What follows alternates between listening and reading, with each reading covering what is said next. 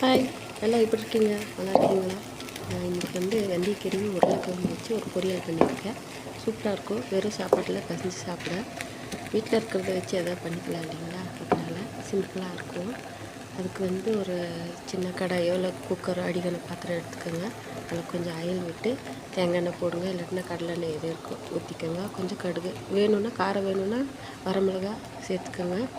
போட்டுட்டு கொஞ்சம் ஒரு 2 கிழங்கு, கொஞ்சம் ஒரு கட்டு வெந்தயக்கீரை போட்டு நல்லா கழுவி போட்டுட்டு, கிழங்கு கொஞ்சம் வெந்தோடனே கீரையை போட்டுருங்க.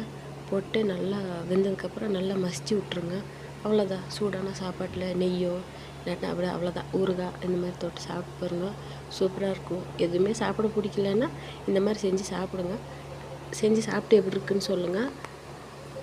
தேங்க்யூ. பாருங்கள், இன்றைக்கி இந்த சக்கரவள்ளி கிழங்கு இருக்குது இல்லைங்களா, அதை வச்சுருக்கேன். நான் தேங்காய் தொட்டு சாப்பிடுவேன். நீங்கள் நல்லா இருக்கான்னு பார்த்து சொல்லுங்கள்.